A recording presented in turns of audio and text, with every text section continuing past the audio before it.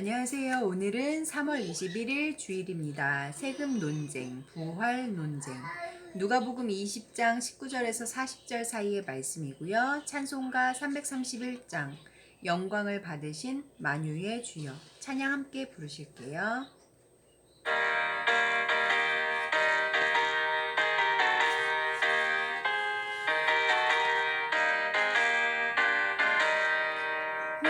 영광을 받으신 만유의 주여, 우리가 능력이 따르리라.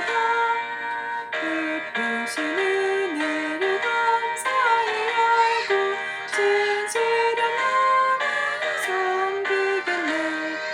구주의 은혜 주시는 대로 영원히 받들어 섬기겠네. 찬송하겠네, 찬송하겠네. 생명을 주시는 구주로다. 구주를 높이고 잘 공경하여 오늘과 남해로 섬기리라. 주 예수 안에서 즐거워하며 충성을 다하여 섬기겠네. 구주의 은혜 주시는 대로 영원히 받들어 섬기겠네. 찬송하겠네, 찬송하겠네. 생명을 주시는 구주로다. 예수를 믿고서는 사랑하여 참 깊은 마음으로 섬기리라. 온 맘을 드리고 늘 순종하며 구주를 영원히 섬기겠네. 구주의 은혜 주시는 대로 영원히 받들어 섬기겠네. 찬송하겠네, 찬송하겠네. 생명을 주시는 구주로다. 아멘. 누가복음 20장 19절에서 40절 사이의 말씀을 드라마 바이블 어플 통해서 함께 들어보시겠습니다. 서기관들과 대제사장들이 예수의 이 비유는 자기들을 가리켜 말씀하심인 줄 알고 즉시 잡고자 하되 백성을 두려워하더라. 이에 그들이 엿보다가 예수를 총독의 다스림과 권세 아래에 넘기려 하여 정탐들을 보내어 그들로 스스로 의인인 체하며 예수의 말을 책잡게 하니 그들이 물어 이르되, 선생님이야, 우리가 아노니 당신은 바로 말씀하시고 가르치시며 사람을 외모로 취하지 아니하시고 오직 진리로서 하나님의 도를 가르치시나이다. 우리가 가이사에게 세를 바치는 것이 옳으니까 옳지 않으니까. 예수께서 그 관계를 아시고 이르시되, 데나리온 하나를 내게 보이라. 누구의 형상과 글이 여기 있느냐?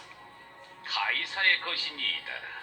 그런즉 가이사의 것은 가이사에게, 하나님의 것은 하나님께 바치라 하시니 그들이 백성 앞에서 그의 말을 능히 책잡지 못하고 그의 대답을 놀랍게 여겨 침묵하니라. 부활이 없다고 주장하는 사두개인 중 어떤 이들이 와서 물어, 선생님이여, 모세가 우리에게 써주기를 만일 어떤 사람의 형이 아내를 두고 자식이 없이 죽으면 그 동생이 그 아내를 취하여 형을 위하여 상속죄를 세울지니라 하였나이다. 그런데 지령자가 있었는데 마지가 아내를 취하였다가 자식이 없이 죽고 그 둘째와 셋째가 그를 취하고 일곱이 다 그와 같이 자식이 없이 죽고 그 후에 여자도 죽었나이다. 일곱이 다 그를 아내로 취하였으니 부활 때 그 중에 누구의 아내가 되리이까?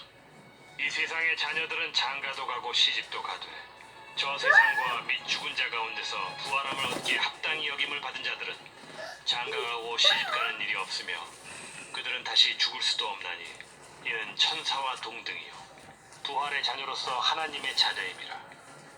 죽은 자가 살아난다는 것은 모세도 가시나무 떨기에 굴러서 주를 아브라함의 하나님이요 이삭의 하나님이요 야곱의 하나님이시라 칭하였나니, 하나님은 죽은 자의 하나님이 아니요 살아있는 자의 하나님이시라. 하나님에게는 모든 사람이 살았느니라. 서기관 중 어떤 이들이 말하되 선생님, 잘 말씀하셨나이다. 하니 그들은 아무것도 감히 더 물을 수 없습니다. 아멘.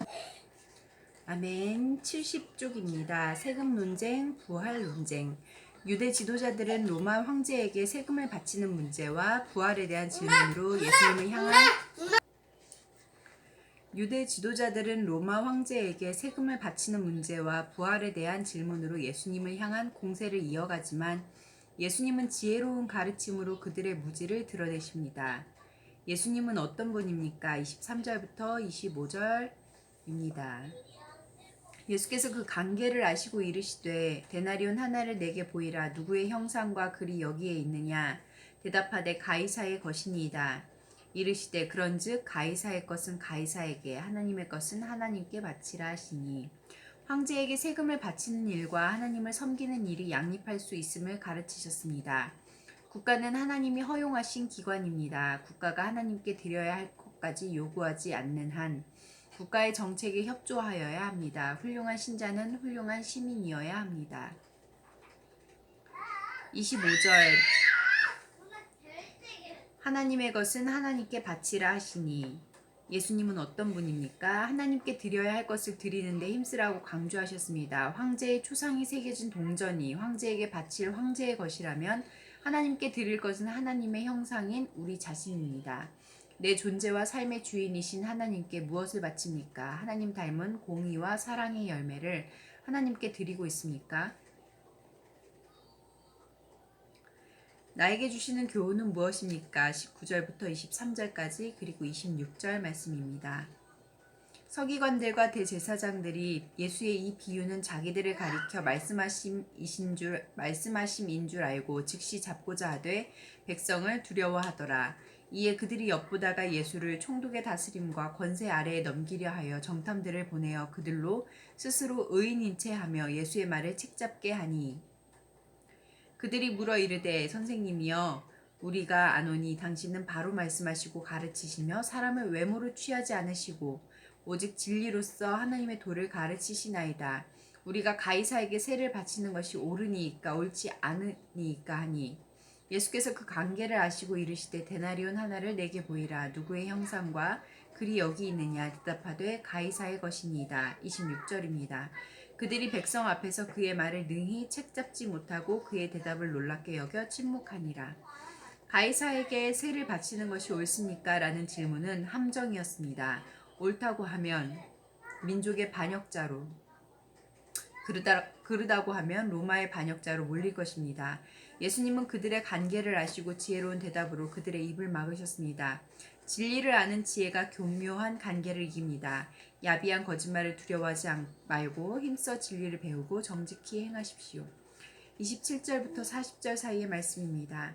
부활이 없다고 주장하는 사두개인 중 어떤 이들이 와서 물어 이르되 선생님이여, 모세가 우리에게 써주기를 만일 어떤 사람의 형이 아내를 두고 자식이 없이 죽으면 그 동생이 그 아내를 취하여 형을 위하여 상속자를 세울지니라 하였나이다.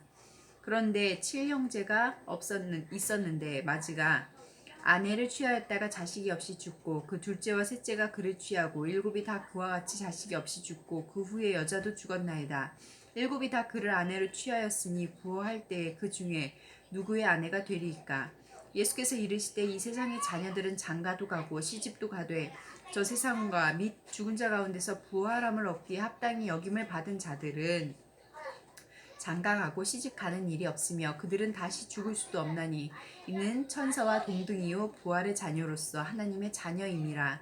죽은 자가 살아난다는 것은 모세도 가시나무 떨기에 관한 글에서 주를 아브라함의 하나님이요 이삭의 하나님이요 야곱의 하나님이시라 칭하였나니, 하나님은 죽은 자의 하나님이 아니요 살아있는 자의 하나님이시라.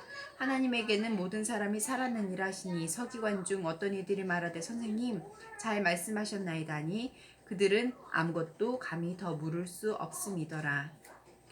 나에게 주시는 교훈은 무엇입니까? 모세 오경만 인정하는 사두개인들은 형이 죽으면 동생이 형수를 취하도록 한 율법으로 부활 사상의 허점을 드러내려 했습니다. 그러나 예수님은 부활 사상이 모세 오경에 이미 나타내 있는 것과 부활 시에 우리 몸이 천사처럼 변하여 이 땅의 질서를 따르지 않음을 가르치셨습니다. 주님의 말씀처럼 우리는 분명 부활합니다.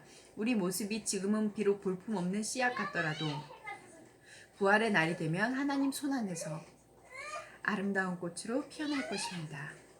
28절부터 33절 그리고 36절 말씀입니다.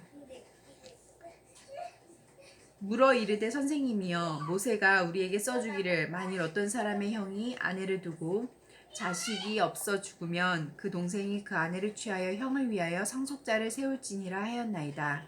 그런데 7형제가 있었는데 마지가 아내를 취하였다가 자식이 없이 죽고 그 둘째와 셋째가 그를 취하고 7이 다 그와 같이 자식이 없이 죽고 그 후에 여자도 죽었나이다. 7이 다 그를 아내로 취하였으니 부활 때에 그 중에 누구의 아내가 되리이까. 또 36절 말씀입니다. 그들은 다시 죽을 수도 없나니 이는 천사와 동등이요 부활의 자녀로서 하나님의 자녀이니라. 나에게 주시는 교훈은 무엇입니까?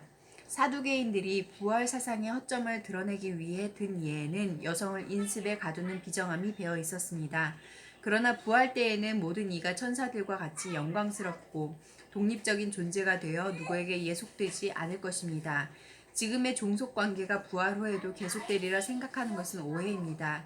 부활을 믿는다면 지금부터 모든 사람을 나와 동등한 존재로 여기며 존중해야 합니다.